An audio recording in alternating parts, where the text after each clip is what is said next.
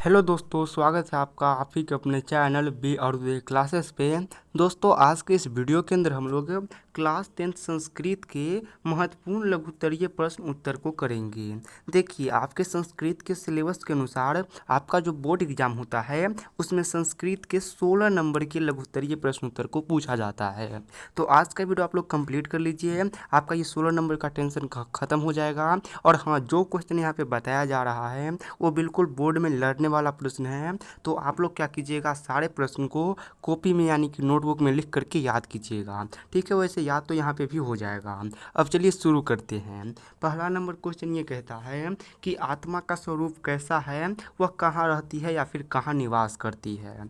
तो इसका आंसर कुछ ऐसे होगा कि आत्मा सूक्ष्म से भी सूक्ष्म और महान से भी महान है, जो मनुष्य के हृदय रूपी गुफा में विद्वान रहती है। तो देखिए, आत्मा का स्वरूप कैसा है, तो जो आत्मा होती है उसका स्वरूप संस्कृत में कैसा बताया गया है, तो सूक्ष्म से भी सूक्ष्म यानी कि छोटे से भी छोटा, और जो महान होता है उससे भी महान बताया गया है।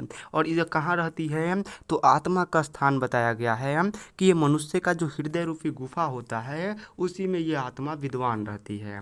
तो ये हो गया क्लियर। बहुत ही अच्छा सा मतलब सोल्यूशन है इसका, और बहुत ही आसानी से आप लोग इसे याद कर सकते हो। दूसरा नंबर क्वेश्चन देखिए।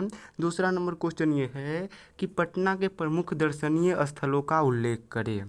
तो काफ़ी महत्वपूर्ण क्वेश्चन है, और ये भी 3-4 बार आपके बोर्ड एग्जाम में पूछा गया है। तो इसका उत्तर कुछ ऐसे होगा कि पटना के प्रमुख दर्शनीय स्थल निम्न है, यानी कि पटना के प्रमुख जो घूमने लायक जगह है वो निम्न है। पहला स्थान कौन है, तो पहला है गोलघर। पटना में आप लोग गोलघर घूम सकते हो। दूसरा है चिड़ियाघर। चिड़ियाघर का नाम क्या है, तो चिड़ियाघर का नाम है संजय गांधी जैविक उद्यान। ये भी पटना में भी आता है और यहाँ पे आप लोग जाकर के घूम सकते हो।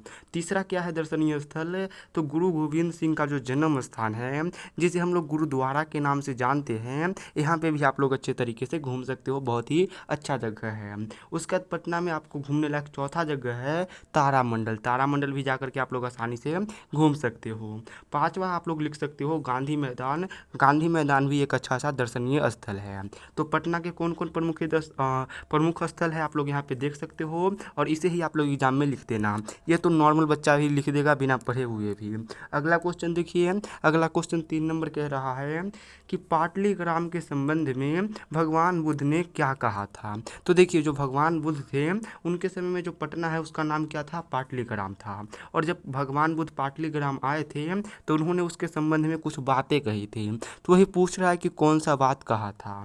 तो यहाँ पे दिया हुआ है कि पाटलिपुत्र वैभव पाठ में यह बताया गया है कि भगवान बुद्ध ने पटना के संबंध में कहा था कि यह नगर एक दिन महानगर बनेगा, लेकिन यहाँ हमेशा बाढ़, आग और युद्ध का खतरा बना रहेगा।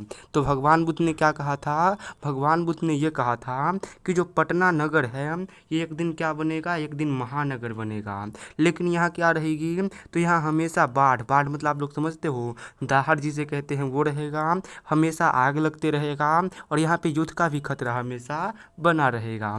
तो ये भी आप लोगों को क्लियर हो गया कि क्या क्या कहा था भगवान बुद्ध ने। अगला क्वेश्चन देखिए। अगला क्वेश्चन ये कह रहा है कि नदी और विद्वान में क्या क्या समानता है। काफ़ी महत्वपूर्ण क्वेश्चन है, 3-4 बार आपके एग्जाम में पूछा गया है। तो इसका आंसर कुछ ऐसे होगा कि जिस प्रकार नदी अपने नाम और रूप को छोड़कर समुद्र में मिल जाती है, उसी प्रकार विद्वान भी अपने नाम और रूप को छोड़कर परमात्मा में मिल जाते हैं। मतलब इन दोनों में क्या है, तो इन दोनों में जो समानता है वो एक ही है। नदी जो है ये अपना नाम और रूप छोड़ करके समुद्र में मिल जाता है, वही जो विद्वान लोग होते हैं ये अपने नाम और रूप को छोड़ करके परमात्मा में मिल जाते हैं। तो आप लोग देख सकते हो कि ये दोनों एक दूसरे से मतलब मिलते जुलते हैं। उसके बाद देखो अगला क्वेश्चन है, वो ये कह रहा है कि भारतीय लोगों की सर्वाधिक महत्वपूर्ण विशेषता क्या है। तो अति महत्वपूर्ण क्वेश्चन है जो, और पूछेगा भी ये क्वेश्चन मेरे को जहाँ तक लगता है। तो इसका आंसर कुछ ऐसे होगा कि भारतीय लोगों की सर्वाधिक महत्वपूर्ण विशेषता भारतीय संस्कार है। कौन है सबसे अधिक विशेषता, तो यहाँ का जो संस्कार है, भारतीय संस्कार, ये सबसे ज़्यादा महत्वपूर्ण है हम लोगों के लिए, मतलब इंडियन लोगों के लिए। तो ये एक लाइन का क्वेश्चन है, आप लोग आसानी से याद कर सकते हो, कोई भारी आंसर इसका नहीं है। लेकिन अगला क्वेश्चन देखिए, बहुत इंपॉर्टेंट क्वेश्चन है। क्वेश्चन क्या है, तो क्वेश्चन ये है कि कर्मवीर कौन था, उसके जीवन से हमें क्या शिक्षा मिलती है।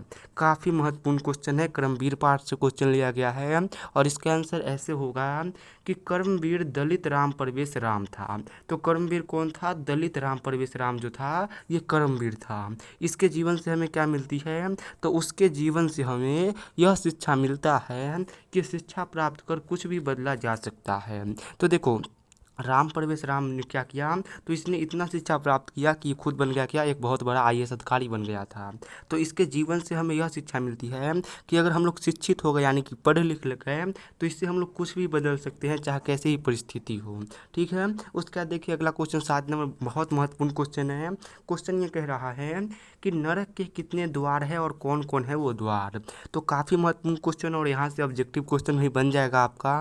तो इसका आंसर ऐसे होगा कि नरक के 3 द्वार होते हैं। तो नरक के कितने द्वार होते हैं? 3 द्वार होते हैं। कौन कौन होते हैं? तो पहला है काम। काम आप लोग ये नहीं समझना कि जो काम आप करते हैं वो काम दूसरा होता है। उसके बाद दूसरा द्वार क्या है? तो दूसरा द्वार है क्रोध। अगर आप लोग गुस्सा करते हो तो वो भी नरक की ओर ले जाएगा। तीसरा द्वार क्या है? लोभ। लोभ भी करोगे तो ये नरक की ओर ले जाएगा। तो ये क्लियर हो गया कि कितने द्वार है नरक के? तो 3 द्वार है। पहला है काम, दूसरा है क्रोध, तीसरा है लोभ।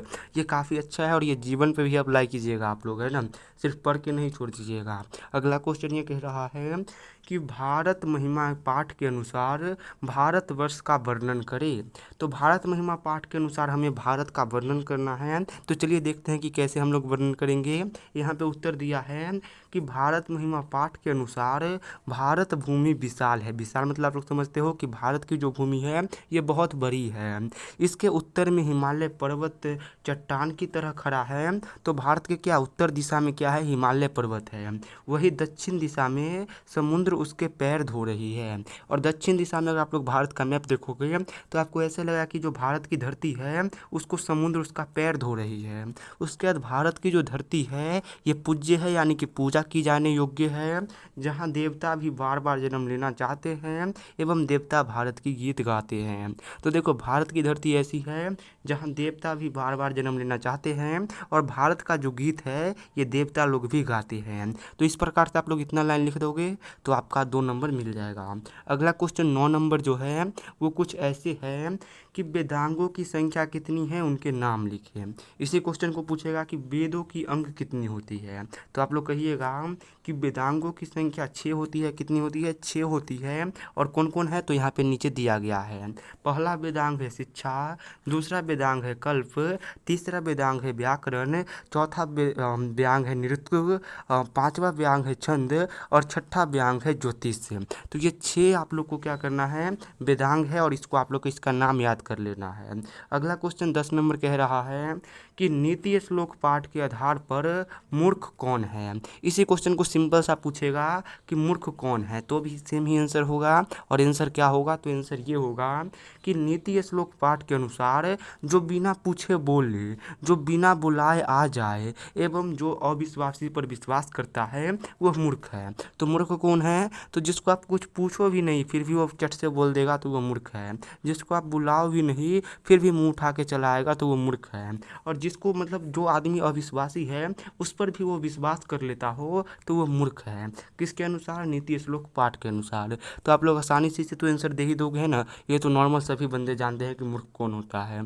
अगला क्वेश्चन है कि कुल की रक्षा किससे होती है। बाबू ये क्वेश्चन ऑब्जेक्टिव में सीधा पूछता है। तो इसका उत्तर ऐसे होगा कि विदुर नीति पाठ में महात्मा विदुर ने बताया है कि कुल की रक्षा किससे होती है? योग से होती है। पूछेगा कि धर्म की रक्षा किससे होती है? तो धर्म की रक्षा सत्य से यानी कि सच बोलने से होता है। तो आप लोग धर्म का भी याद रखिएगा क्योंकि ये भी पूछ देता है। और कुल की रक्षा तो योग से होती है। ऐसा किसने बताया था? महात्मा विदुर ने बताया था। किसमें? तो विदुर नीति जो पाठ है उसमें बताया था। उसके बाद देखिए अगला 12 नंबर क्वेश्चन कह रहा है कि स्वामी दयानंद को मूर्ति पूजा के प्रति अनास्था कैसी हुई। मतलब कि स्वामी दयानंद जो थे ये मूर्ति पूजा में पहले विश्वास करते थे, लेकिन उसके बाद कुछ ऐसा कैसे हुआ कि उनका मूर्ति पूजा पर से विश्वास ही उठ गया, उससे आस्था ही उठ गया। तो इसका उत्तर ऐसे होगा कि शिवरात्रि के रात जब स्वामी दयानंद शिव भगवान का भजन कर रहे थे तभी उन्होंने देखा कि एक चूहा शिव की मूर्ति पर चढ़े प्रसाद को खा खा रहा है।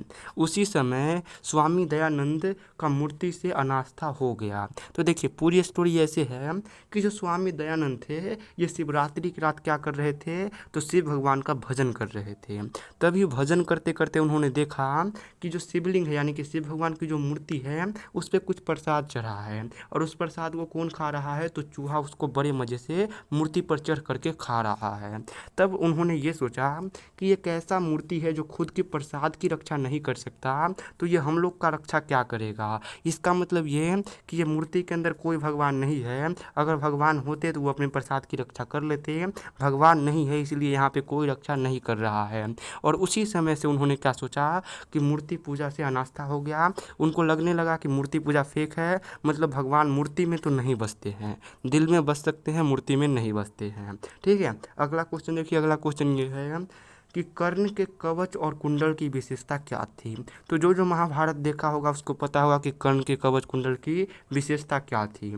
फिर भी उत्तर इसका देख लीजिए। उत्तर ये है कि कर्ण का कवच कुंडल उसे जन्म से सूर्य देव के द्वारा वरदान में मिला था। जब तक कर्ण का कवच कुंडल उसके पास था उसे कोई पराजित नहीं कर सकता था। तो देखो कर्ण का जो कवच कुंडल था उसे जन्म से ही मिला था। किसने दिया था, तो सूर्य भगवान ने उसे वरदान में उसका कवच कुंडल दे दिया था। और जब तक ये कवच कुंडल कर्ण के पास था उसे दुनिया का कोई भी योद्धा हरा नहीं सकता था।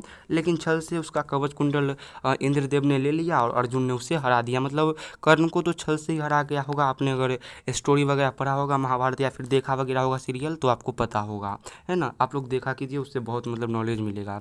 अगला क्वेश्चन ये है कि चारों आलसियों का वार्तालाप अपने शब्दों में लिखे। तो अपने शब्द में लिखना है कि चारों आलसी क्या क्या बात कर रहे थे। तो यहाँ पे आंसर है कि चारों आलसियों का वार्तालाप निम्न है यानी कि नीचे है। देखिए पहला आलसी का वार्तालाप क्या है, तो पहला आलसी ये कहता है कि यह कैसा कोलाहल हो रहा है।